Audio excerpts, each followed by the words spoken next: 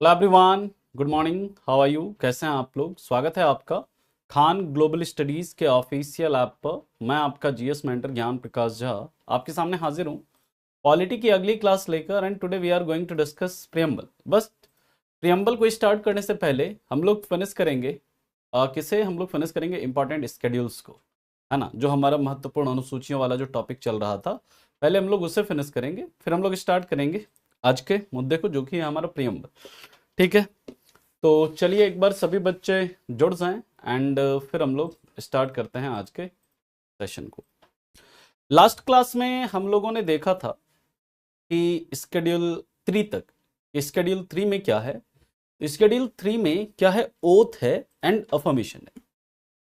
कुछ पोस्ट का, जैसे एमपीज का, एमएलएस का, पार्लियामेंट्री इलेक्शन कैंडिडेट का, स्टेट लेजिस्लेटिव इलेक्शन कैंडिडेट का, यूनियन मिनिस्टर का, स्टेट मिनिस्टर का, उसके बाद फिर जजेज ऑफ सुप्रीम कोर्ट का, जजेज ऑफ हाई कोर्ट का, और किसका, कैग का। ये किस फॉर्म में ओथ लेंगे या किस फॉर्म में अफर्मेशन लेंगे, है ना, उसका फॉर्म दिया गया है कि किस रूप में वो लेंगे। ओथ एंड अफर्मेशन के बीच में क्या डिफरेंस है आपको बताया था। Oath is for believers in God and affirmation is for non believers in God. यानी कि शपथ, मैं ईश्वर की शपथ लेता हूं, या मैं सलेमली, आई सलेमली अफर्म, ठीक है ना, मैं प्रतिज्ञा लेता हूं। ठीक है, ये बेसिक डिफरेंस था, हम लोगों ने देखा था। यहां पर दो तरह का ओथ होता है, एक होता है ओथ ऑफ द पोस्ट, यानी कि एक पद का आपको शपथ लेना, और दूसरा ओथ ऑफ सीक्रेसी, यानी कि गोपनीयता के भी शपथ लेना है कि आप जिस पद को होल्ड करने जा रहे हैं, आपके पास अगर कोई सीक्रेट इंफॉर्मेशन है तो आप उसे रिवील नहीं करेंगे किसी के साथ, है ना, अपने, हाँ, जैसे जरूरत है, जिसको जानना आवश्यक है उसके साथ रिवील करेंगे, लेकिन जिसके लिए जानना आवश्यक नहीं है आप उसके साथ उस, मतलब सीक्रेट को, उन बातों को आप उसके साथ रिवील नहीं करेंगे। ठीक है, ये सब हमने सीखा था। गुड मॉर्निंग एवरीवन, ऋषभ, पूजा, अंकित, पूनम, आशीष, संदीप, माहिम, रंजीत, चलिए आशीष, सभी लोग जुड़ चुके हैं। तो स्टार्ट करते हैं फिर हम लोग स्केड्यूल 4 की बात करते हैं। क्या है स्केड्यूल 4 में, अब ध्यान से चीजों को समझिएगा। स्केड्यूल 4 को हम लोग देखते हैं। स्केड्यूल 4 अनुसूची 3, इसमें क्या है, allocation of seats in Rajya Sabha, यानी राज्यसभा में सीटों का आवंटन, राज्यसभा में सीटों का आवंटन। सवाल ये उठता है सबसे पहला कि जो हाउस ऑफ स्टेट है, जिसे हम अपर हाउस कहते हैं, उच्च सदन कहते हैं संसद का, उसमें क्या है, उसमें राज्यों का प्रतिनिधित्व, किस राज्य को कितना सीट एलोकेट किया गया है, किस राज्य को कितनी सीट दी गई है। अगर आपको इसकी जानकारी चाहिए तो आप कहां जाइए, स्केड्यूल 4 में जाइए, वहां आपको दिख जाएगा, हाँ, यूपी को इतनी सीटें एलोकेट हुई है, बिहार को इतनी सीटें एलोकेट हुई है, महाराष्ट्र को इतनी हुई है, इसी तरह डिफरेंट डिफरेंट स्टेट को कितनी हुई है ना, तो ये आपको बताएगा कहां पर, स्केड्यूल 4 में। लेकिन सवाल ये उठता है, question arises on which ground, on which basis seats were allocated to those states. आखिर सीटों का एलोकेशन जो हुआ है राज्यों में, उस किस ग्राउंड पर हुआ है। कुछ ना कुछ तो आधार होगा कि यूपी को हमने 31 सीटें दे दी, महाराष्ट्र को हमने 19 सीटें दे दी, ओके सॉरी, महाराष्ट्र को 19 सीटें दे दी, तमिलनाडु को 18 सीटें दे दी, वेस्ट बंगाल को 16 दे दी, बिहार को 16 दे दी। How, what is the ground of allocation of seats in Rajya Sabha? याद रखिएगा, there is the ground of population. किस आधार पर सीटों का एलोकेशन हुआ है, on basis of the population of states. पहला सवाल ये। दूसरा सवाल ये उठता है कि क्या सिर्फ और सिर्फ स्टेट्स को ही सीटें एलोकेट हुई है। Listen me very carefully. सवाल ये उठता है कि क्या सिर्फ और सिर्फ स्टेट को ही सीटें एलोकेट हुई है, या यूनियन टेरिटरीज का भी रिप्रेजेंटेशन है। याद रखिएगा, ऐसे यूनियन टेरिटरीज जहां पर लेजिस्लेचर है, जहां पर विधानमंडल है, उनको क्या किया गया, रिप्रेजेंटेशन दिया गया है, कहां पर, राज्यसभा के अंदर। ओके, मतलब अगर हम बात करें तो याद रखेंगे जब हम बात करते हैं इसकी allocation of seats in Rajya Sabha की, तो याद रखिएगा राज्यसभा में सीटों का आवंटन किसके आधार पर हुआ है? राज्यसभा में सीट्स का एलोकेशन यानी सीटों का आवंटन किसके आधार पर हुआ है?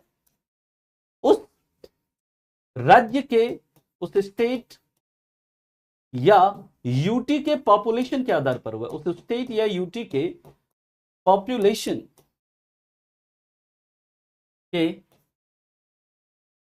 आधार पर हुआ है।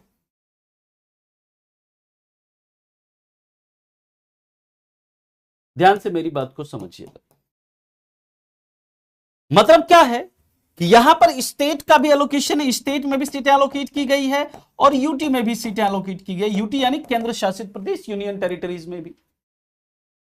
ठीक है, अब देखिए 2-4 स्टेट का आपको याद रखना है जो टॉप के स्टेट्स हैं, लाइक यूपी।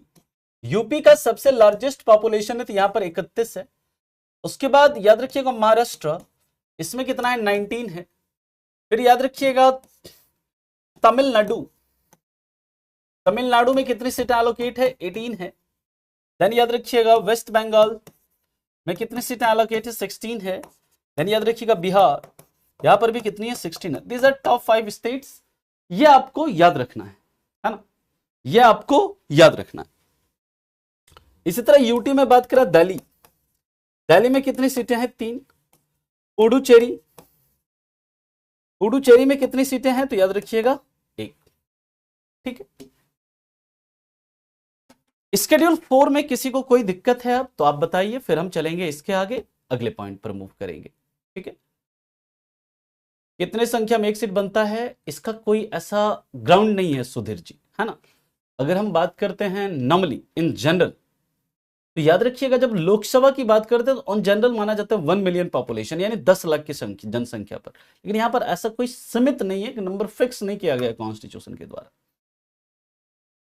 भोला जी, कल मैंने ऑलरेडी आपको बताया हुआ है, अगर आप कल की क्लास में प्रेजेंट होंगे, कि कोई आर्टिकल काफी ज्यादा बल्कि ना हो जाए, कोई आर्टिकल बहुत बड़ा ना हो जाए, बहुत भारी भरकम ना लगे, उसके लिए कुछ इंपॉर्टेंट इंफॉर्मेशन जो है आर्टिकल में हम नहीं दे करके, उसके लिए हम क्या किया है, हमने अलग से स्केड्यूल बना दिया। उस जानकारी को हमने आर्टिकल में नहीं दे करके क्या कर दिया है, उसके लिए स्केड्यूल अलग से बना दिया।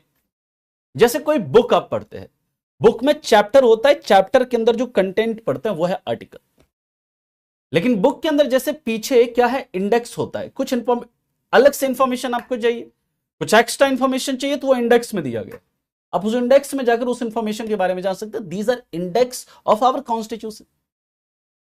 हमारे कॉन्स्टिट्यूशन के लास्ट में कुछ इंडेक्स, कुछ सूचियां जोड़ दी गई है। If you want to know about list of state and UT, please refer schedule 1. If you want to know about salaries of president, governor, judges of Supreme Court, judges of High Court, you can refer schedule 2. If you want to form of oath and affirmation of MPs, MLAs, MLCs, union minister, state ministers, you can refer schedule 3. अगर आपको यह जानना है कि किस राज्य में कितनी राज्यसभा, किस राज्य में कितनी राज्यसभा में कितनी सीटें एलोकेट की गई है, अगर आपको इसकी जानकारी चाहिए तो आप क्या करिए, स्केड्यूल 4 को रेफर करिए।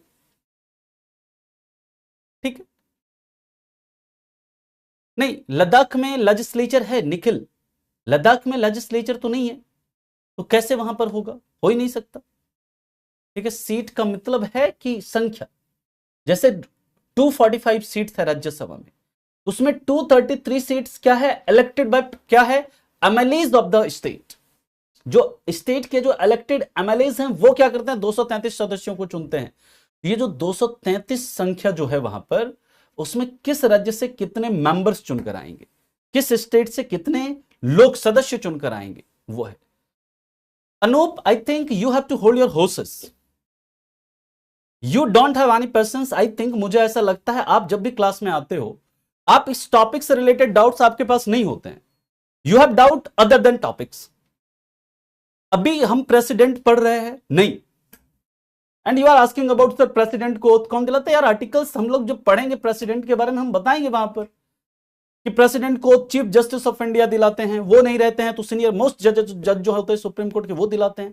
Currently we are discussing allocation of seats in Rajya Sabha and you are asking doubt about oath of president.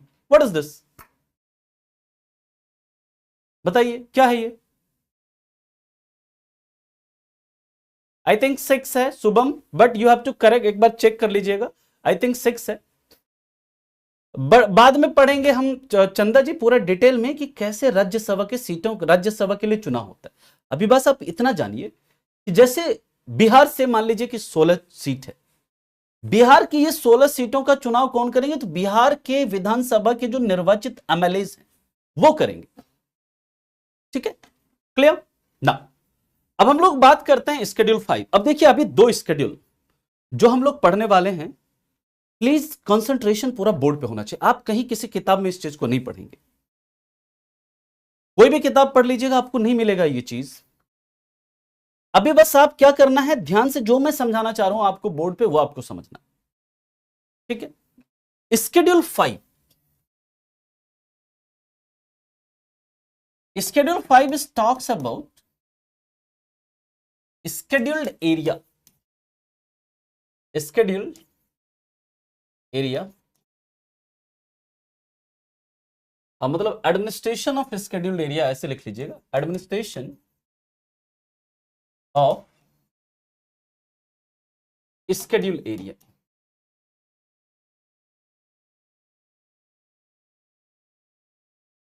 अनुसूचित क्षेत्रों का प्रशासन।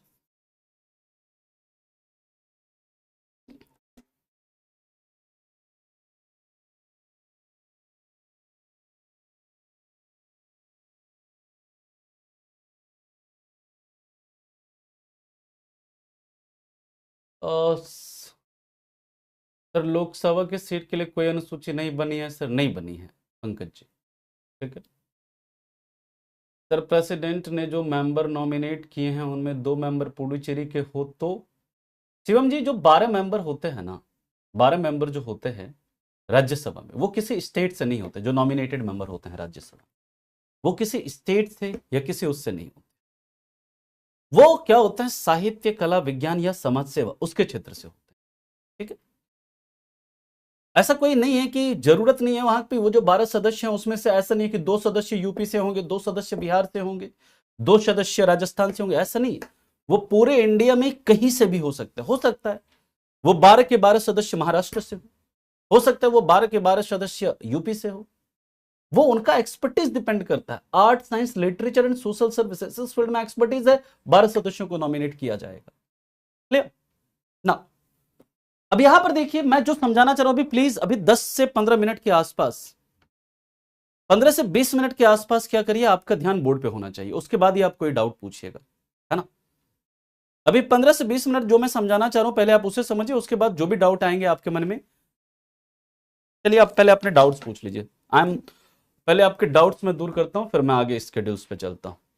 पॉपुलेशन बढ़ने पर सीट बढ़ाई जाती है मोहम्मद राजा जी। जब हम आगे पढ़ेंगे 84th कॉन्स्टिट्यूशनल अमेंडमेंट 1971 के सेंसस के बाद क्या हुआ था, हम लोग जब लोकसभा राज्यसभा वहां पर आएंगे, लोकसभा के अंदर राज्यसभा के अंदर, तो क्या क्या सीलिंग लगाया गया कि 2026 तक सीट को नहीं बढ़ा सकते हैं, वहां के ऊपर उसके ऊपर बात करेंगे हम लोग। ठीक है, आप लोगों को मैं बता रहा हूं कि प्लीज बोर्ड पर फोकस करना है आपको। 15 से 20 मिनट कोई डाउट मत रखिए। ठीक है, कोई डाउट मत मतलब बता पूछिए। अभी जब मैं आपको ये टॉपिक फिनिश कर लूं उसके बाद जो भी डाउट है पूछिएगा आप लोग। स्केड्यूल 5 के अंदर देखिए ये जो अनुसूचित क्षेत्र है, सबसे पहले सवाल ये उठता है what is these schedule areas. ये स्केड्यूल एरियाज हैं क्या? ठीक है, दूसरी बात कि स्केड्यूल 6 जो है, स्केड्यूल 6 में जो फिर असम त्रिपुरा मिजोरम एंड मेघालय है उसे क्यों अलग रखा गया है, उसमें क्या ऐसा खास है? देखिए स्केड्यूल एरियाज का मतलब क्या है, कुछ हमारे देश के अंदर कुछ ऐसे क्षेत्र हैं, कुछ ऐसे एरियाज हैं जहां पर क्या है, ट्राइब्स की संख्या अधिक है, जहां पर क्या है, स्केड्यूल्ड ट्राइब्स रह रहे हैं। और स्केड्यूल 5 के अंदर जो ट्राइबल एरियाज हैं, स्केड्यूल 5 के अंदर जो ट्राइबल एरियाज हैं, याद रखिएगा वहां पर हम सिर्फ और सिर्फ किसकी बात करते हैं, उन स्केड्यूल्ड ट्राइब्स के इकोनॉमिक इंटरेस्ट की बात करते हैं। क्योंकि कोई स्केड्यूल्ड ट्राइब्स है, जैसे स्केड्यूल्ड ट्राइबल एरियाज, मान लीजिए छत्तीसगढ़ का कोई ट्राइबल एरिया है, कोई ट्राइबल एरिया छत्तीसगढ़, मान लीजिए आंध्र प्रदेश का कोई ट्राइबल एरिया है, गुजरात का कोई ट्राइबल एरिया है, महाराष्ट्र का कोई ट्राइबल एरिया है, झारखंड का कोई ट्राइबल एरिया है, एमपी का कोई ट्राइबल एरिया है। वहां पर देखा जाता है कि इन राज्यों के अंदर जो ट्राइब्स हैं उनके कल्चर ऑलमोस्ट लगभग उनकी क्या है, उनके अंदर कुछ ना कुछ समानताएं हैं, उनके अंदर लगभग कुछ ना कुछ क्या है, समानता है। दे आर मतलब लगभग वो क्या है, सामान्य है एक तरह से। जितने भी ट्राइब्स हैं इन स्टेट्स में, भले उनके नाम अलग अलग हैं, उन ट्राइब्स के नाम अलग अलग हैं, लेकिन इनके मतलब ऑलमोस्ट कल्चर वगैरह क्या है, सब सेम, उन्हें मतलब एक तरह से ट्रीट किया जाएगा।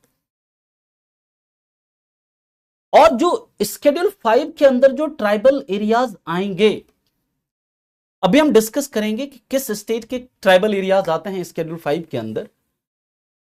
उन ट्राइबल, उस स्केड्यूल एरियाज के अंदर जो शेड्यूल ट्राइब्स रह रहे होंगे, जो अनुसूचित जनजाति के लोग रह रहे होंगे, उनका अपना लैंड को एक्विजिशन कर, लैंड को एक्वायर करने का अपना क्या होगा, एक उनका तरीका होगा। उनका अपना एक लैंड को मतलब मैनेज करने का क्या होगा, अपना एक तरीका होगा। जैसे कहीं पर आपका जूम कल्टीवेशन होता है, कहीं पर आपका शिफ्टिंग कल्टीवेशन होता है। ट्राइब्स के अंदर क्या होता है कि ट्राइब्स के अंदर, ट्राइबल एरिया का मतलब कि जहां पर ट्राइब्स रह रहे हैं, सिंपल, जहां पर क्या रह रहे हैं, अनुसूचित जाति के लोग रह रहे हैं, उनका पॉपुलेशन अधिक है, उन्हें ट्राइबल एरियाज कहेंगे। अब याद रखिएगा, जैसे ट्राइब्स हैं, ट्राइब्स के अंदर क्या होता है ट्राइबल कम्युनिटी के अंदर, कि मान लीजिए कोई बड़ा सा जमीन है, वो क्या करता है, कम्युनिटी फार्मिंग करते हैं, पूरे समुदाय की जमीन होती है। ऐसा नहीं है कि वहां पर जमीन बटा नहीं होता कि हाँ फैमिली वाइज कि आपका 1 एकड़ है, आपका 2 एकड़ है, आपका 3 एकड़ है, ऐसा नहीं। वहां पर क्या होता है, पूरे शेड्यूल्ड ट्राइबल कम्युनिटी का पूरा एक जमीन होता है, उसमें सभी लोग मिलकर क्या करते हैं, फसल उगाते हैं, और सभी लोग फसल को बाद में बांट लेते हैं। तो उनका अपना तरीका है। यहां पर क्या है, ये जो ट्राइब्स हैं, जब हम ट्राइब्स की बात करते हैं, याद रखिएगा इन ट्राइब्स के इकोनॉमिक इंटरेस्ट को प्रोटेक्ट करने के लिए, सिर्फ और सिर्फ कैसे इंटरेस्ट को, इकोनॉमिक इंटरेस्ट को प्रोटेक्ट करने के लिए, कि उनके गलत तरीके से उनकी जमीन को सरकार हथिया न ले, उनके जो फॉरेस्ट प्रोड्यूस है, जंगल में जो वो उत्पाद उत्पन्न कर रहे हैं, उसको सरकार गलत तरीके से हथिया न ले। उन इकोनॉमिक इंटरेस्ट को प्रोटेक्ट करने के लिए वो जो अपने मार्केट के अंदर जो टैक्स इंपोज कर रहे हैं, वो अपना मेला वगैरह लगाते हैं, उनके अंदर वो क्या करते हैं, अपना टैक्स लगाते हैं। वो उनके ऊपर क्या करे, वो जो उनके इकोनॉमिक इंटरेस्ट है, आर्थिक हितों को छीन न ले सरकार, उसको प्रोटेक्ट करने के लिए क्या है, स्केड्यूल 5। यानी स्केड्यूल 5 जो है ये किसकी बात करता है दोस्तों, इन स्केड्यूल एरियाज के अंदर जो स्केड्यूल ट्राइब्स रह रहे हैं, स्केड्यूल ट्राइब्स के इन एरियाज में रहने वाले स्केड्यूल ट्राइब्स के लोगों के सिर्फ आर्थिक हितों की रक्षा करना। यहां पर सिर्फ और सिर्फ किसकी हितों की रक्षा करना, आर्थिक हितों की रक्षा करने की बात करी गई है। आर्थिक हितों की रक्षा करना यानी कि उनके इकोनॉमिक इंटरेस्ट को प्रोटेक्ट करना है, तो वो किसके तहत करना है, स्केड्यूल 5 के तहत करना है। अब स्केड्यूल 5 के अंदर ध्यान से मेरी बात को सुनिएगा। अभी आपको स्केड्यूल 6 जब पढ़ेंगे तो स्केड्यूल 5 और स्केड्यूल 6 के बीच में डिफरेंस पता चलेगा कि what is difference between schedule 5 and schedule 6। अभी आपने सिर्फ यही पढ़ा होगा कि स्केड्यूल 5 और स्केड्यूल 6 में क्या है, एक ही डिफरेंस है। स्केड्यूल 6 में असम, त्रिपुरा, मिजोरम और मेघालय आएगा और स्केड्यूल 5 में बाकी के स्टेट्स आएंगे। यही डिफरेंस नहीं है सर। अनुसूचित जनजाति है ना, आफ्ताब अनुसूचित जनजाति है इसका मतलब। यहां पर जो है हम बात करते हैं सिर्फ और सिर्फ क्या बात करते हैं, स्केड्यूल ट्राइब्स के इकोनॉमिक इंटरेस्ट के प्रोटेक्शन की बात करते हैं। लेकिन सवाल यह उठता है कि स्केड्यूल एरिया जो हैं, इनको कोई भी एरिया स्केड्यूल एरिया है या नहीं है, इसका निर्णय किसके द्वारा लिया जाता है, this decision is taken by whom. मान लीजिए जैसे आंध्र प्रदेश है, आंध्र प्रदेश के अंदर विशाखापत्तनम है, वो एक स्केड्यूल एरिया है। जैसे मान लीजिए छत्तीसगढ़ है, छत्तीसगढ़ के अंदर कोरबा, वो एक स्केड्यूल एरिया मान लेते हैं। लेकिन ये कौन डिसाइड करेगा कि छत्तीसगढ़ के अंदर कौन सा एरिया एक स्केड्यूल एरिया होगा, या झारखंड के अंदर कौन सा एरिया एक स्केड्यूल एरिया होगा, या गुजरात के अंदर कौन सा एरिया एक स्केड्यूल एरिया होगा? Who will decide this? याद रखिएगा, it is decided by president. ये प्रेसिडेंट डिसाइड करते हैं कि कौन सा एरिया स्केड्यूल एरिया होगा। यानी कि कोई एरिया, यानी कोई क्षेत्र स्केड्यूल एरिया है या नहीं, स्केड्यूल एरिया है, या ऐसे लिख लीजिएगा, किसी भी क्षेत्र को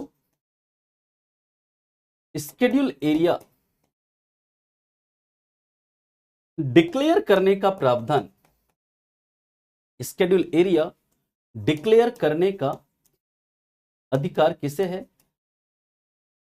राष्ट्रपति को, प्रेसिडेंट को है, प्रेसिडेंट को है। ध्यान से समझिएगा, प्रेसिडेंट को है।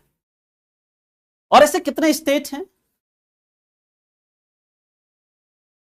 ऐसे कितने स्टेट हैं जहां पर कि ये स्केड्यूल एरिया है? याद रखिएगा, ऐसे 10 स्टेट हैं जहां पर ये स्केड्यूल एरिया है। कितने स्टेट हैं? 10 स्टेट, जहां पर कि ये अनुसूचित क्षेत्र हैं, जहां पर कि ट्राइब्स की संख्या ज्यादा है, जिनके तरह के ट्राइब्स को हमें प्रोटेक्ट करने की जरूरत है।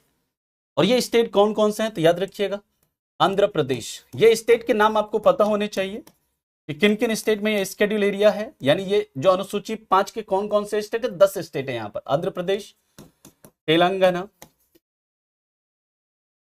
राजस्थान, गुजरात, महाराष्ट्र,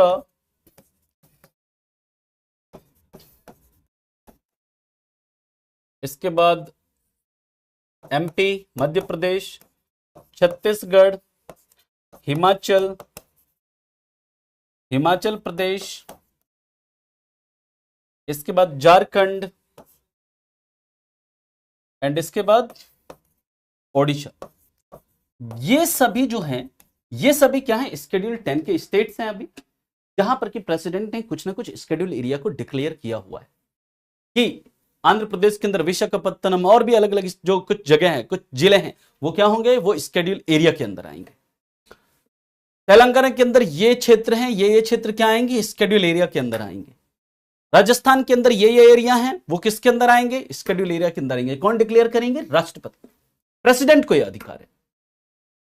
ठीक है सर, यहां तक तो बात समझ में आई। बट अब ये बताइए कि जो इनको क्या फायदा क्या होता है, इनको क्या बेनिफिट क्या होता है? संख्या के हिसाब से देखेंगे तो ट्राइब्स की संख्या एमपी में ज्यादा है, सूरज जी। ये सब आप पढ़ोगे ज्योग्राफी के अंदर, है ना? ठीक है, ज्योग्राफी के अंदर आप पढ़ेंगे ये सब चीज। नॉर्मली एमपी याद रखिए आप। अब हम बात करते हैं इनको क्या फायदा होता है इससे। मतलब कि अगर मान लीजिए किसी एरिया को, मान लीजिए जैसे राजस्थान में मान लीजिए एक जगह है, या आंध्र प्रदेश में मान लीजिए विशाखापत्तनम है। विशाखापत्तनम को प्रेसिडेंट ने शेड्यूल एरिया डिक्लेयर कर दिया, ठीक है? क्या फायदा होगा इसके पास, क्या बेनिफिट होगा इसको? अब बेनिफिट के बारे में बात करते हैं हम लोग। सीजी का मतलब है छत्तीसगढ़ गौरव, छत्तीसगढ़। याद रखिएगा, इनमें इन एरियाज में शेड्यूल 5 के ट्राइबल एरियाज में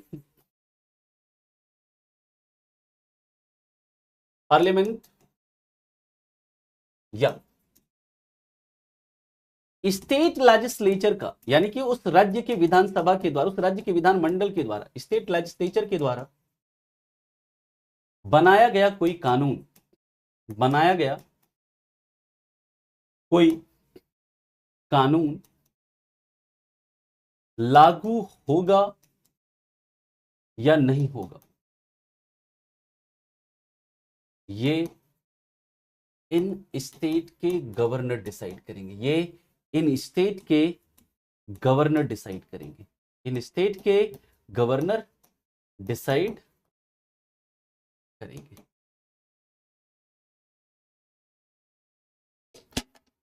मतलब क्या है? एक तो इकोनॉमिक इंटरेस्ट को प्रोटेक्ट करेंगे, वो तो बराबर है, उसी के लिए हमने ये जोड़ा है इसे। लेकिन how we will going to protect economic interest of those tribes who are residing in schedule 10 area, schedule 5 areas.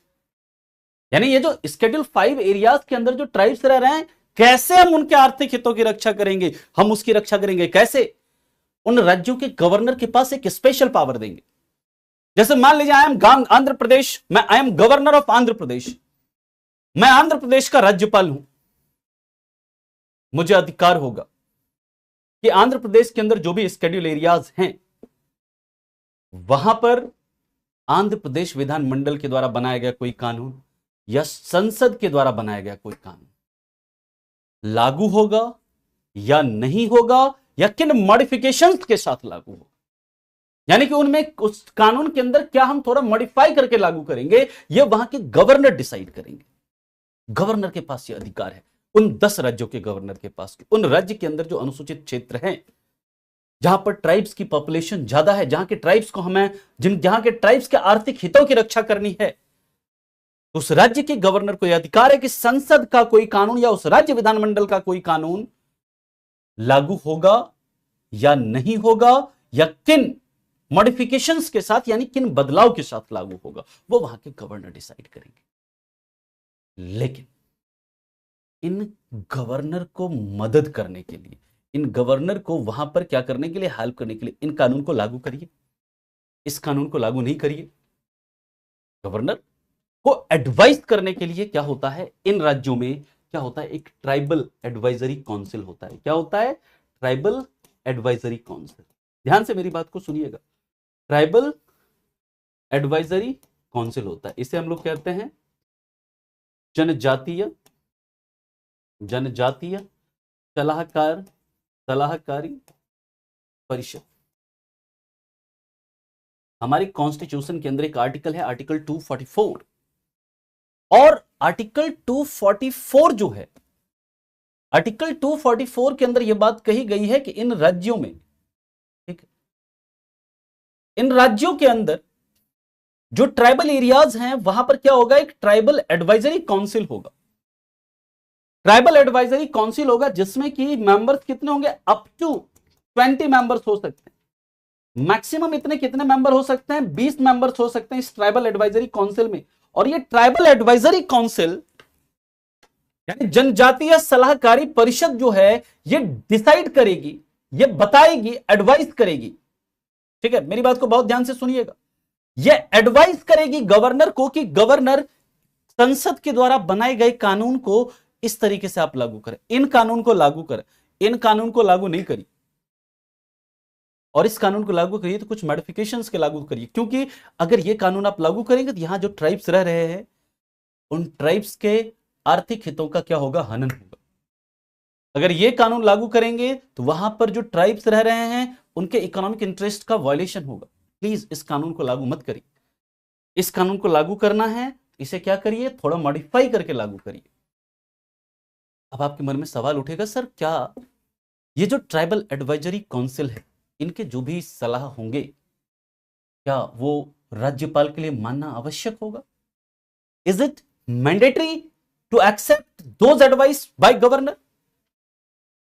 उठता है ना सवाल कि आखिर ये जो ट्राइबल एडवाइजरी काउंसिल ने, मान लीजिए कोई नियम बताए कि ये जो एग्रीकल्चर वाला ये लॉ है ना, इसे यहां पर लागू मत करिए, तो इनका सलाह क्या बाइंडिंग होगा वहां पर? तो याद रखिएगा, नो। नाम में है tribal advisory council. Its power is limited to only advice. You can only advice, your advice is not binding on governor. यानी इनका जो भी सलाह होता है वो गवर्नर पर बाइंडिंग नहीं होता। इस चीज को आप याद रखिएगा। तो शेड्यूल 5 के अंदर आपको अगर कोई डाउट है यहां तक तो आप पूछ सकते हैं। Now we will move to schedule 6। चीजों को समझना है, रटना नहीं है। Polity is one of the interesting subject. मतलब जीएस के अंदर अगर सबसे इंटरेस्टिंग सब्जेक्ट अगर कोई है तो पॉलिटी है, because it is connected to your life directly. Tribe को बिल्कुल फायदा होता है। ट्राइब्स के जमीन को आप ऐसे एक्वायर नहीं कर सकते हैं।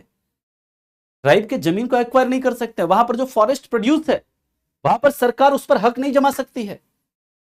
सरकार वहां पर अलग से कोई कर नहीं लगा सकती है। संसद का कोई कानून वहां पर लागू नहीं हो सकता है। राज्य विधानमंडल का कोई कानून वहां से नहीं हो सकता है, लागू हो सकता है। ठीक है, क्लियर।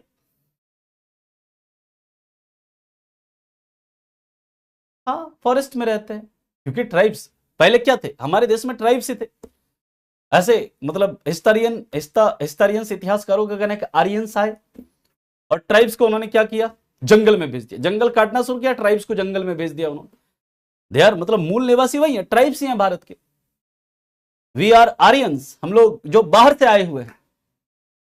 भारत के जो मूल निवासी वो क्या है, ट्राइब्स हैं। तो उनके प्रोटेक्ट को, उनके इकोनॉमिक इंटरेस्ट को क्या करना है, हमें प्रोटेक्ट करना है। अरे गौरव, ये आप मतलब सोचिए ना खुद ही, ये सवाल ही आपने बिल्कुल बेकार सा पूछा है। सीडीएस का लेवल कहां पर है, एफकेट का लेवल कहां पर है? दोनों में जमीन आसमान का फर्क है। आप आसमान की तैयारी करें, पूछ रहे सर जमीन पे मैं आ सकता हूं कि नहीं? अरे बिल्कुल आ सकते हो। हाँ, इसके सभी सदस्य ट्राइब्स होते हैं, है ना, इस चीज को आप याद रखिएगा। इसके जो सभी सदस्य होते हैं ये ट्राइब्स होते हैं। ट्राइब्स किसी का मर्डर कर दे तो उन पर सीआरपीसी लागू होगा, क्रिमिनल प्रोसीजर कोड लागू उसके ऊपर होगा। ठीक, लेकिन जो अगर हम स्केड्यूल 6 की अगर बात करते हैं, स्केड्यूल 6 में वहां पर हम सिर्फ अभी किसके, स्केड्यूल 5 के एरियाज में लागू होगा वो कानून। लेकिन जब स्केड्यूल 6 के अंदर आएंगे तो उनका अपना भी क्या होता है, एक कानून होता है। अगर उस स्केड्यूल 6 के एरियाज में अगर किसी ट्राइब्स के द्वारा किसी ट्राइब का मर्डर किया जाता है, उनके ऊपर उनका भी कानून लागू होता है ना। अभी हम लोग बात करेंगे स्केड्यूल कास्ट और स्केड्यूल ट्राइब्स में क्या डिफरेंस होता है। स्केड्यूल ट्राइब्स जो होते हैं वो फॉरेस्ट में रहते हैं, वो मतलब कि उनका अपना एक कल्चर, अपना एक क्या होता है, लैंग्वेज, अपना एक स्क्रिप्ट होता है। और स्केड्यूल कास्ट जो होते हैं वो क्या होते हैं, जो निचली जाति के लोग हैं, ठीक है, उन्हें कहते हैं। यहां तक किसी को कोई दिक्कत, कोई परेशानी? अब हम लोग बात करते हैं ट्राइब्स का हिंदी होता है जनजाति। आफ्ताब, आप देखो आप किस चीज के लिए प्रिपेयर करो, if you are preparing for CDS, तो आपके अंदर ये सब चीजें आपको पता होनी चाहिए कि ट्राइब्स का हिंदी क्या होता है ना। आप क्योंकि आपका जब एसएसबी होगा तो वो होगा इन इंग्लिश, और अगर आप कितना भी पढ़ लीजिए, पूरा पेपर में बहुत नंबर ले आइए आप, एसएसबी अगर आउट तो आउट, कोई मतलब नहीं है इतनी पढ़ाई का। तो डरो मत, लड़ो, है ना, है समझ में? सर एससी एसटी के जमीन को अदर कैटेगरीज वाले क्यों नहीं ले पाते हैं? एससी के नहीं, एसटी के, ठीक है, क्योंकि वहां पर कानून उनका मतलब जो संसद के कुछ कानून या राज्य विधानमंडल के कुछ कानून लागू नहीं होते, बिल्कुल नहीं है आवश्यक। सियाराम जी, वही तो मैंने अभी बताया। पार्लियामेंट स्केड्यूल 5 में अमेंडमेंट कर सकती है, बिल्कुल कर सकती है, with simple majority, simple majority से कर सकती है Saurabh. But sir in Nagaland people it's human, है ना। अभी बात करते हैं, ठीक है, नागालैंड की। नो, प्रशांत,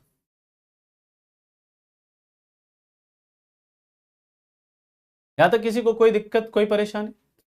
हाँ, वो गलत है, सही है Satyaranjan, we are not going to that. History के सर आपको बताएंगे वो सही है या गलत है, मतलब ये आर्यंस की थ्योरी है ना, है ना। चलिए अब हम लोग बात करते हैं, आनंद है अभी बात करेंगे, है ना, जस्ट वेट। यहां तक किसी को और कोई दिक्कत, कोई परेशानी है तो बताइए। नहीं, वो क्यों लेंगे, गलत तरीके से नहीं ले सकते हैं आपकी जमीन को, क्यों लेंगे विकास यादव जी? हाँ, अगर आपने उसके जमीन पर गलत तरीके से कब्जा किया तो वो तो हक मांगेंगे ना अपना वापस। मान लीजिए आपने ट्राइब्स की जमीन को गलत तरीके से अपने उसमें कर लिया, वो तो अपना हक वापस मांगेंगे ना। आपका यह हक तो नहीं है कि आप ट्राइब्स की जमीन को गलत तरीके से छीन लें उनसे। हाँ, बताइए, ये एसएसबी वाले सर बताएंगे। प्रशांत, यहां पर पॉलिटी से रिलेटेड डाउट है तो बताइए। और इस तरह से उनके साथ गलत होगा, 10 मेंबर्स गलत डिसीजन तो नहीं देंगे। ये ट्राइब्स के ही मेंबर होते हैं सियाराम जी। ये जो 20 मेंबर्स होते हैं इसमें ट्राइबल एडवाइजरी काउंसिल में, मैक्सिमम जो 20 मेंबर्स होते हैं वो सारे 20 मेंबर्स ट्राइब्स ही होते हैं, ट्राइब्स कम्युनिटी से ही बिलोंग करते हैं। ठीक, मैं फिर से बता रहा हूं, स्केड्यूल 5, इसके अंदर 10 स्टेट्स हैं। इन 10 स्टेट के अंदर कौन एरिया स्केड्यूल एरिया आए होगा नहीं होगा, वो कौन डिसाइड करेंगे? प्रेसिडेंट डिसाइड करेंगे। और याद रखिएगा ये जो स्केड्यूल 5 के अंदर जो स्केड्यूल एरियाज है, वहां पर जो स्केड्यूल ट्राइब्स, वहां पर जो अनुसूचित जनजाति के लोग रह रहे हैं, हमें सिर्फ और सिर्फ उनके आर्थिक हितों की रक्षा करना है। यानी वो जो टैक्स लगा रहे हैं वो लगाएंगे, वो टैक्स लगाने का पावर आप उनसे छीन नहीं सकते। उनके जो लैंड के रूल्स हैं, जमीन के जो भूमि कानून है, वो उनके रहेंगे, आप उनको क्या नहीं कर सकते हैं, छीन नहीं सकते हैं उससे। उनके जो फॉरेस्ट प्रोड्यूस है वो उसका यूज कर सकते हैं, आप उससे छीन नहीं सकते। इसमें हम आर्थिक हितों की बात करते हैं उनके, ठीक। हाँ, ट्राइब्स की मान्यता पर प्रेसिडेंट देते हैं। कोई भी कास्ट, कोई भी कम्युनिटी स्केड्यूल ट्राइब के अंदर है या नहीं है, ये कौन करते हैं, ये करते हैं दोस्तों, याद रखिएगा, प्रेसिडेंट डिसाइड करेंगे कि ये जो पर्टिकुलर कम्युनिटी है ये स्केड्यूल ट्राइब है, ना कि parliament. Clear? Tribal advisory council is constituted by governor of that particular state. उस राज्य के जो गवर्नर है वो क्या करेंगे, कॉन्स्टिट्यूट करेंगे ट्राइबल एडवाइजरी काउंसिल का। और किसी का कोई डाउट?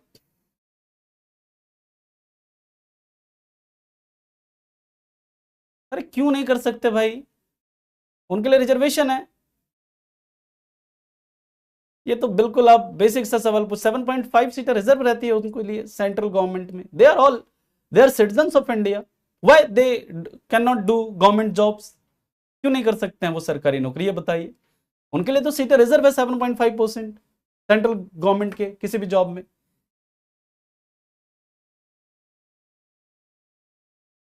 यादव जी, मैंने पूरा रामायण पढ़ा दिया और आप पूछ रहे हैं कि why sir who is Sita, यही आप पूछ रहे हैं। मैंने इतनी बार अभी तक बताया कि ऐसा शेड्यूल 5 क्यों जोड़ा गया, ताकि उनके आर्थिक हितों की रक्षा, वो जो उनका कम्युनिटी फार्मिंग होता है उसको सरकार बंद ना करा सके, वो जो अपना लोकल लेवल पे जो मार्केट लगाते हैं वहां पर टैक्स वसूलते हैं उसको सरकार ना छीन सके, वो जो फॉरेस्ट प्रोड्यूस जंगल में जो उत्पाद तैयार करते हैं उससे वो अपने जीवन यापन चलाते हैं, वो सरकार ना छीन सके। ठीक। और ये इन्हें ट्राइब्स बनाते नहीं है पंकज, उनका अपना कल्चर है भाई, वो अपने, उनका अपना जीने का तरीका है, उनके अलग क्या है, उनके अलग लिपि है, उनका अलग संस्कृति है। आपको क्या आर्टिकल 29 और article 30 cultural and educational right की बात करते हैं। हमारे संविधान का आर्टिकल 30 कहता है कि अगर हमारे देश के अंदर कोई कम्युनिटी है, कोई समुदाय है, उसकी अगर अपनी लिपि है, अगर अपना उसका कल्चर है, अगर अपना उसका भाषा है, तो उसको उसे प्रोटेक्ट करने का अधिकार होगा, क्योंकि ये उनका फंडामेंटल राइट है। कि ट्राइब्स जो हैं उनके अपने कल्चर हैं, अपनी भाषा है, अपना लैंग्वेज है, अपना स्क्रिप्ट है। आपको क्या अधिकार है कि आप उनको क्यों कहेंगे कि आप हमारी तरीके से रहेंगे? उनका अपना तरीका रहने का, रहने दो। उनका वो क्या है, उनका वो अधिकार है, उनका वो फंडामेंटल राइट है। Clear? I think you are not, आप लोग को कॉन्सेप्ट समझना ही नहीं है, मुझे ऐसा लग रहा है ना। आप लोग पता नहीं, ये मैं बता रहा हूं कुछ, आप लोग जा रहे हैं कहीं और।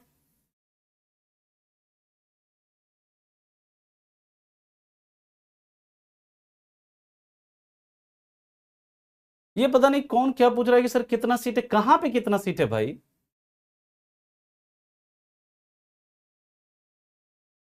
मतलब मुझे लग रहा है ना, अब मुझे क्या करना पड़ेगा, मुझे अब आपका कमेंट जो है ना ऑफ करके तब मैं क्लास में आऊंगा।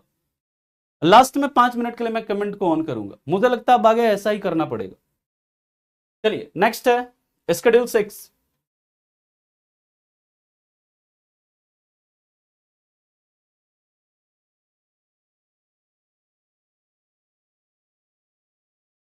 अनुसूची 6 ये बात करता है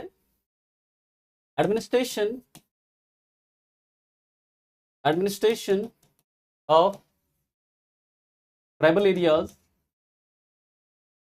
ऑफ असम, त्रिपुरा, मिजोरम एंड मेघालय। यानी ये जो 4 स्टेट हैं, कौन कौन सा, असम, त्रिपुरा, मिजोरम और मेघालय। इन 4 राज्यों के, असम, त्रिपुरा, मिजोरम, मेघालय के अनुसूचित मतलब के जनजातीय क्षेत्रों का प्रशासन, के जनजातीय क्षेत्रों का प्रशासन। यानी कि स्केड्यूल 6 जो है इसमें सिर्फ और सिर्फ 4 स्टेट हैं, असम, त्रिपुरा, मिजोरम और मेघालय। इन्हीं 4 राज्यों के ट्राइबल एरियाज के प्रशासन की बात करी गई है। सवाल यह उठता है आखिर स्केड्यूल 6 अलग क्यों? स्केड्यूल 6 अलग से क्यों बनाया गया? क्यों असम, त्रिपुरा, मिजोरम और मेघालय के लिए एक अलग से अनुसूची बनाई गई? क्योंकि दोस्तों यहां पर जो ट्राइब्स हैं, यहां पर जो अनुसूचित जनजाति रहते हैं, उन अनुसूचित जाति के कल्चर्स के अंदर बहुत विभिन्नताएं, बहुत क्या है, डिफरेंसेस। उनके अंदर काफी कल्चरल डाइवर्सिटी है, कल्चरल डिफरेंस है। जैसे अगर हम बात करें किसकी, अगर हम बात करते हैं जैसे मेघालय की, वहां पर अलग प्रकार के 3 ट्राइब्स हैं, गारो, खासी, जयंतिया। तीनों के अंदर अलग अलग इनका अपना क्या है, कल्चरल इंटरेस्ट है। इनके अपने अलग अलग क्या है, स्क्रिप्ट हैं, अलग अलग लैंग्वेज हैं। तो हमें इनको अलग अलग प्रोटेक्ट करने की आवश्यकता होगी। इसी तरह असम के अंदर जो अलग ट्राइब्स हैं, उनके अंदर अलग अलग क्या हैं, उनके कल्चर के अंदर काफी डिफरेंस है, उसे हम एक जैसा कंसीडर नहीं कर सकते। इसी तरह जो आपका मिजोरम है, मेघालय है ना, त्रिपुरा है, यहां पर जो रहने वाले जो ट्राइब्स हैं उनको हमें क्या करना पड़ेगा, अलग से प्रोटेक्शन देने की जरूरत पड़ेगी। और यहां पर सिर्फ और सिर्फ उनके इकोनॉमिक इंटरेस्ट को ही नहीं, बल्कि उनके कल्चरल इंटरेस्ट को, उनके लिंग्विस्टिक इंटरेस्ट को, उनके सोशल इंटरेस्ट को, उनके सामाजिक हितों का, उनके मतलब सांस्कृतिक हितों का, लिंग्विस्टिक हितों का, सभी का हमें क्या करना है, उनका ध्यान रखना पड़ेगा, उसको भी प्रोटेक्ट करना पड़ेगा। क्योंकि यहां पर मान लीजिए गारो, कोई गारो ट्राइब, ये जो गारो ट्राइब है उनका अपना कल्चर है, जीने का अपना उनका तरीका है। उनके अंदर अलग मैरिज का अलग नियम है, उनके अंदर अलग कानून है उनका चलाने का, प्रशासन का। जैसे नॉर्मली गांव में क्या होता है, ग्राम पंचायत होता है, उनका अपना पंचायत होता है। उनके अंदर सजा देने का अपना अलग तरीका है, उनके अंदर शादी का अपना अलग तरीका है। तो ये जो स्केड्यूल 6 है, उनके आर्थिक हितों के साथ साथ उनके सांस्कृतिक हित, उनके सामाजिक हित, उनके भाषाई हित, अन्य सभी हितों की भी रक्षा करना है। इसलिए स्केड्यूल 6 को अलग से हमें जोड़ा गया है।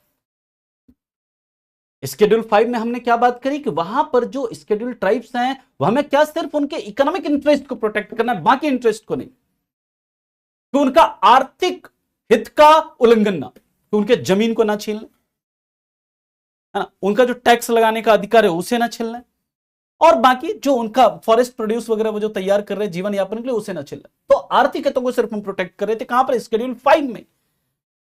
लेकिन यहां पर आर्थिक हितों को तो करना ही करना है, साथ ही साथ उनके सामाजिक हितों की रक्षा करनी है, उनके सांस्कृतिक हितों की रक्षा करनी है, उनके एजुकेशनल इंटरेस्ट की रक्षा करनी है, उनके भाषाई हितों की रक्षा करनी है।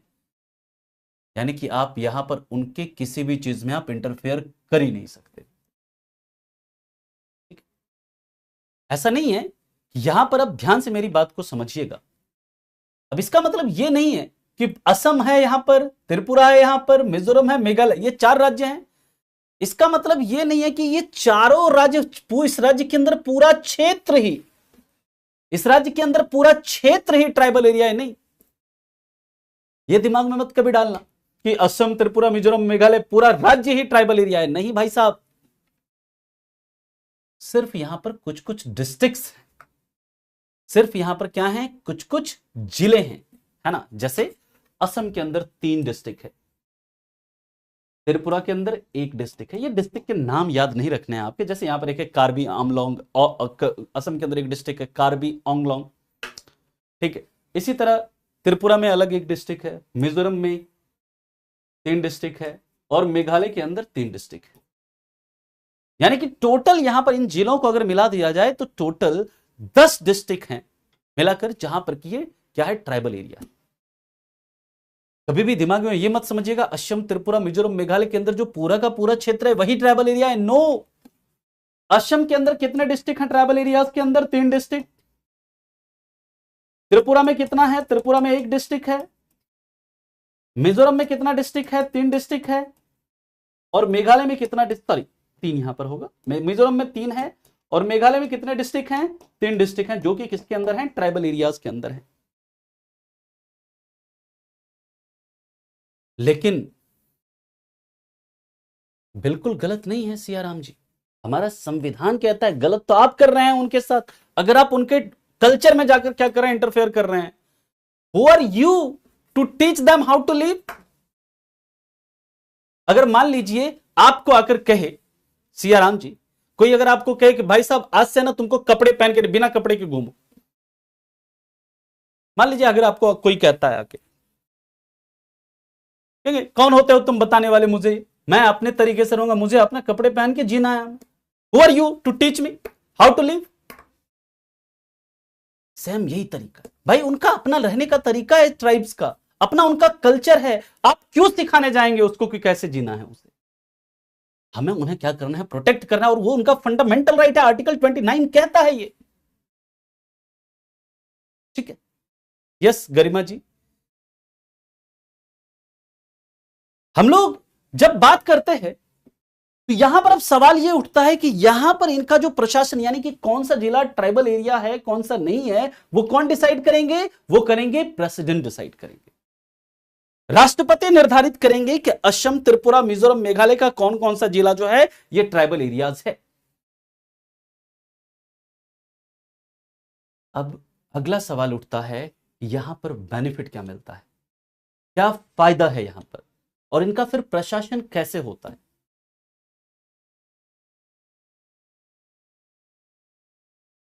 नहीं, अगर आप उस डिस्ट्रिक्ट से नहीं है तो आपको नहीं मिलेगा उसका फायदा, ठीक है। हम लोग जब बात करते हैं दोस्तों यहां पर कैसे होता है इनका प्रशासन, उसके ऊपर बात करते हैं, इनको क्या फायदा होता है। In case of Assam, Assam के केस में क्या होता है समझिएगा, इस राज्य के ट्राइबल एरियाज में, इस राज्य के ट्राइबल एरियाज में पार्लियामेंट या स्टेट लेजिस्लेचर का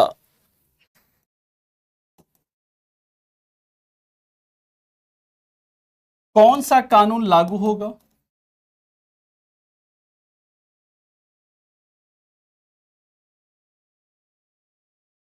कौन सा नहीं,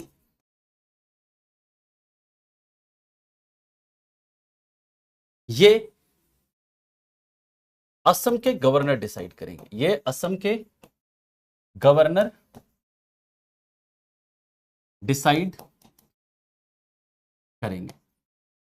ये कौन डिसाइड करेंगे? असम के गवर्नर निर्धारित करेंगे कि असम के अंदर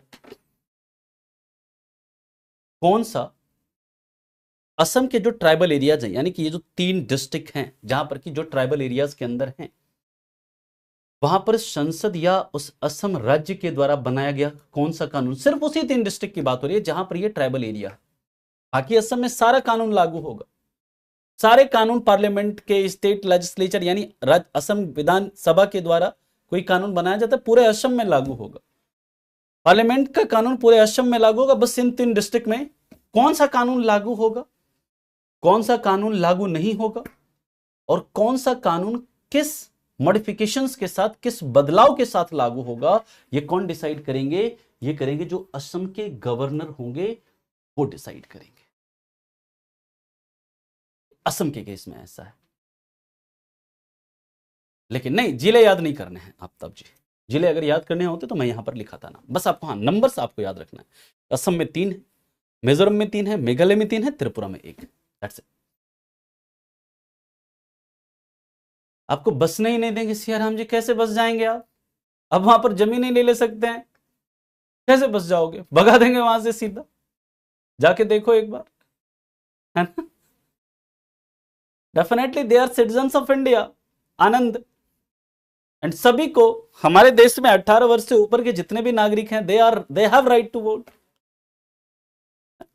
18 वर्ष से जितने भी नागरिक हैं सभी को राइट टू वोट का मतलब कि मतदान का अधिकार है। नहीं, वो ऑल इंडिया से होते हैं अनूप, है ना? अब इनका क्या, इनको विशेष क्या फैसिलिटी मिलती है, ध्यान से समझिए। अब ये असम के गवर्नर जब भी ये निर्णय लेंगे कि कौन सा कानून लागू होगा, कौन सा कानून लागू नहीं होगा, जैसे वहां पर क्या देखा हमने, बाकी के 10 राज्यों में क्या था, शेड्यूल 5 के स्टेट में ट्राइबल एडवाइजरी काउंसिल था, ट्राइबल एडवाइजरी काउंसिल था वहां पे। लेकिन यहां पर क्या है, यहां पर होता है दोस्तों, जैसे 3 राज्य हैं असम के अंदर, असम के अंदर 3 जिले हैं, इन 3 जिलों के अंदर क्या होगा, अलग सभी जिलों में क्या होगा, ऑटोनॉमस डिस्ट्रिक्ट काउंसिल होगा, autonomous district council, district council बहुत इंपॉर्टेंट है, ध्यान से समझिएगा। इसे हम लोग कहते हैं स्वायत्त जिला परिषद, स्वायत्त जिला परिषद। यानी कि टोटल कितने स्टेट हैं, टोटल यहां पर 4 स्टेट, और 4 स्टेट के अंदर 10 राज्य हैं, 10 मतलब जिले हैं ऐसे, जहां पर कि क्या है, ये ट्राइबल एरियाज है। और इन 10 जिलों के अंदर यहां पर क्या होगा, यहां पर ऑटोनॉमस डिस्ट्रिक्ट काउंसिल का गठन किया जाएगा। इस ऑटोनॉमस डिस्ट्रिक्ट काउंसिल का गठन किसके द्वारा किया जाएगा, वहां के राज्यपाल क्या करेंगे, उन जिलों के अंदर ऑटोनॉमस डिस्ट्रिक्ट काउंसिल का यानी स्वायत्त जिला परिषद का क्या करेंगे, गठन करेंगे।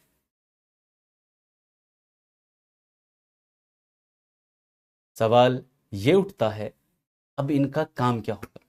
जैसे ट्राइबल एडवाइजरी काउंसिल, वो उस राज्य के गवर्नर को एडवाइस देते थे कि which law of parliament, which law of state legislature will implement it in those tribal areas और नॉट।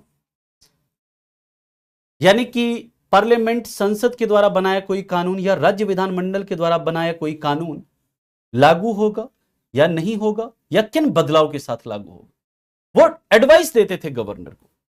एडवाइस उनका बाइंडिंग नहीं होता था, मानना जरूरी नहीं होता था गवर्नर के लिए। लेकिन वो जो ट्राइबल एडवाइजरी काउंसिल था उसमें मैक्सिमम कितने मेंबर्स थे, 20 मेंबर्स थे, मैक्सिमम 20 मेंबर्स हैं वहां पर। और वहां पर जो मेंबर्स हैं वो क्या है, 3/4 सदस्य, मतलब कि सारे सदस्य वहां पर नॉमिनेटेड हैं। सारे सदस्य वहां पर किनके द्वारा, गवर्नर के द्वारा नॉमिनेटेड है। कहां पर, उन्हीं ट्राइबल कम्युनिटीज से, जिसमें कि 3/4 सदस्य जो होते हैं उस राज्य की विधानसभा के अंदर जो ट्राइबल एमएलएज हैं वो होंगे, बाकी 1/4 सदस्य जो उन ट्राइबल कम्युनिटी के लोग होंगे, आएंगे वहां पर। लेकिन सारे होंगे एसटी, सारे शेड्यूल्ड ट्राइब होंगे उन ट्राइबल एडवाइजरी काउंसिल के अंदर।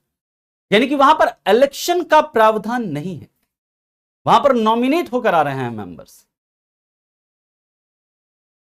लेकिन जब बात करते हैं ऑटोनॉमस डिस्ट्रिक्ट काउंसिल की, ये एक डेमोक्रेटिक बॉडी है, डेमोक्रेटिक बॉडी है, यानी कि एक लोकतांत्रिक निकाय है। समझिए क्या है, ये एक लोकतांत्रिक निकाय है, एक डेमोक्रेटिक बॉडी है। डेमोक्रेटिक बॉडी का मतलब क्या है कि member of these autonomous district councils are elected by people. यहां पर जो सदस्य चुनकर जाएंगे इस ऑटोनॉमस डिस्ट्रिक्ट काउंसिल के अंदर, वो नॉमिनेट नहीं होंगे, बल्कि इनको क्या किया जाएगा, उस जिले के अंदर जो लोग रह रहे हैं, ये जो असम के अंदर मान लीजिए ये जो 3 डिस्ट्रिक्ट है, इन 3 डिस्ट्रिक्ट के अंदर जो लोग रह रहे हैं वो लोग चुनकर भेजेंगे कहां पर, इस ऑटोनॉमस डिस्ट्रिक्ट काउंसिल के अंदर सदस्यों को। और फिर ये डिस्ट्रिक्ट काउंसिल ये डिसाइड करेगी कि उस जिले के अंदर कौन सा कानून लागू होगा, कौन सा कानून लागू नहीं होगा। और कोई कानून लागू होगा किन मॉडिफिकेशंस के साथ लागू होगा, ये कौन डिसाइड करेगी? ये ऑटोनॉमस डिस्ट्रिक्ट काउंसिल, यानी ये जो स्वायत्त जिला परिषद है, हर जिले में होगी, जो हर जिला है जहां पर ये ट्राइबल एरिया है। और जो भी इनका एडवाइस होगा, जो भी इनका सलाह होगा, वो राज्यपाल को मानना बाध्यकारी होगा। कहेंगे sir why? Because these are democratic institutions, these are democratic bodies. ये लोकतांत्रिक निकाय है, लोगों के द्वारा चुनी गई निकाय है, इसलिए इसका जो एडवाइस होगा वो गवर्नर को मानना क्या होगा? जरूरी होगा। हाँ, वो उसी कम्युनिटी, उसी ट्राइब्स के लोग होंगे, वो चुनाव होगा शिवम जी वहां पर। इसलिए याद रखिएगा, ये जो डिस्ट्रिक्ट्स हैं, असम के, त्रिपुरा के, मिजोरम के, मेघालय के, इन डिस्ट्रिक्ट्स में पंचायती राज है ही नहीं। इन राज्यों में, इन जिलों में, इस राज्य के इन जिलों में पंचायती राज व्यवस्था ही नहीं, क्योंकि वहां पर पंचायती राज इंस्टीट्यूशंस की जगह पर क्या है? ऑटोनॉमस डिस्ट्रिक्ट काउंसिल है, स्वायत्त जिला परिषद है, जिनके लोगों का चुनाव, जिनके सदस्यों का चुनाव डायरेक्टली पीपल के द्वारा होता है। ये अलग अलग राज्यों में एक्चुअली में डीएम ही होता है सोनू जी, है, डीएम ही होते हैं, डिस्ट्रिक्ट मजिस्ट्रेट ही होते हैं।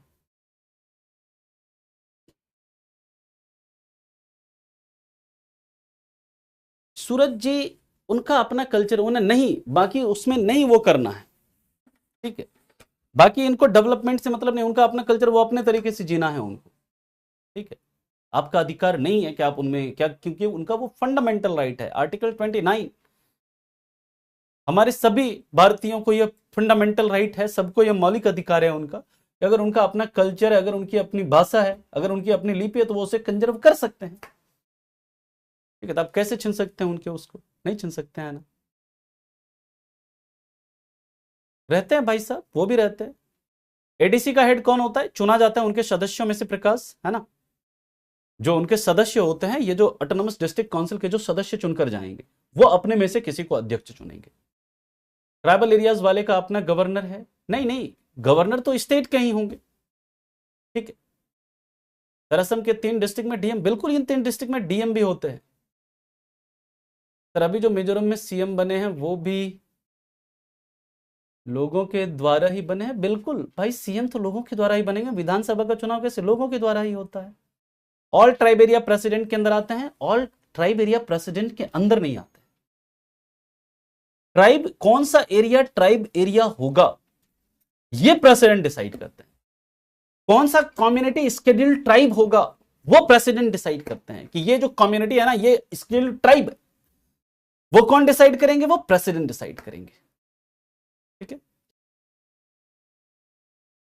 यहां तक किसी को कोई दिक्कत? अभी और भी इसमें कुछ चीजें बची हुई है।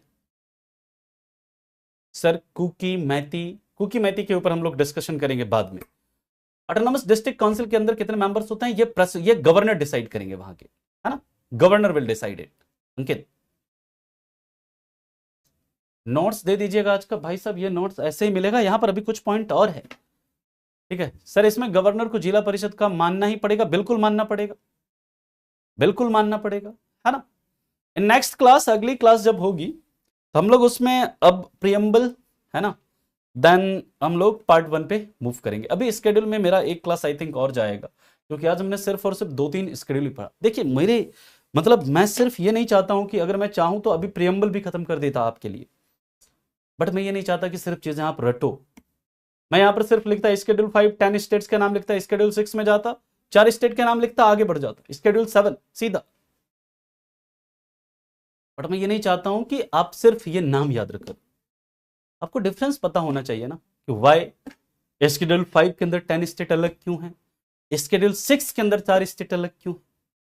इसके बाद हम लोग बात करेंगे स्केड्यूल 7 की, स्केड्यूल 8 की। स्केड्यूल 8 के अंदर कौन कौन से लैंग्वेजेस हैं, इनकी हम लोग चर्चा करेंगे,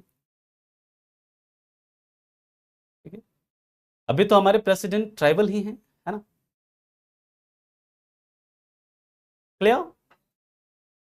तो इसके आगे देखिए 2 चीज, अभी आपको यहां पर एक चीज 2 चीज और याद रख लीजिए, है ना। थोड़ा सा 1 मिनट का मैं टाइम लूंगा और आपका, है ना, 1 मिनट का और टाइम लूंगा।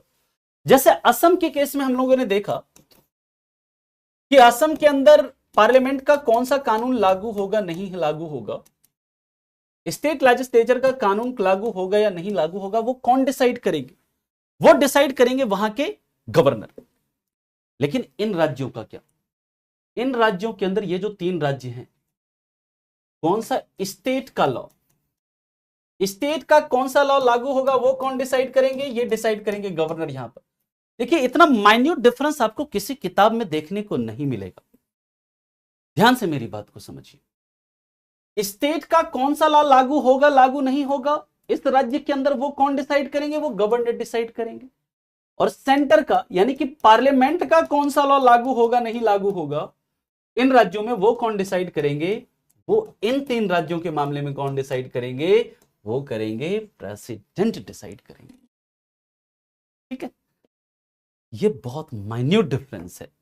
ये जो असम के अंदर पार्लियामेंट का कौन सा लॉ लागू हो रहा है, नहीं हो रहा है, स्टेट का कौन सा लॉ लागू हो रहा है, नहीं हो रहा है, वो गवर्नर के पास अधिकार है, गवर्नर विल डिसाइड इट। लेकिन इन 3 राज्यों के केस में सेंटर का कौन सा लॉ लागू होगा, नहीं होगा, वो राष्ट्रपति डिसाइड करेंगे। इन 3 राज्यों के ट्राइबल एरियाज में, जो इन 3 राज्यों के अंदर जो बाकी के कितने डिस्ट्रिक्ट, 7 डिस्ट्रिक्ट रह गए उसमें। और किस स्टेट का कौन सा लॉ लागू होगा, नहीं लागू होगा, वो कौन डिसाइड करेंगे? इस स्टेट के गवर्नर डिसाइड करेंगे। ठीक है, और यहां पर भी जो ऑटोनॉमस डिस्ट्रिक्ट काउंसिल है, उनका जो एडवाइस है, इनके लिए मानना क्या होगा? जरूरी होगा, अनिवार्य होगा। ठीक है, चलिए ठीक है, तो मिलते हैं फिर आपसे हम अगली क्लास में। ठीक है, अभी के लिए इतना ही, नेक्स्ट क्लास में मिलेंगे इससे आगे के मुद्दों के साथ। अगले क्लास में हम लोग स्केड्यूल को कंप्लीट करके, स्केड्यूल को फिनिश करके, जिसमें हम लोग पढ़ेंगे स्केड्यूल 7। बहुत इंपॉर्टेंट क्लास होगी, जब भी अगली क्लास होगी मंडे की, बहुत इंपॉर्टेंट क्लास होने वाली है। ठीक है, तो उसे हम लोग डिस्कस करेंगे अगली क्लास के अंदर। तब तक के लिए मिलते हैं आपसे फिर। Thank you so much, bye bye, take care and have a good day. Thank you.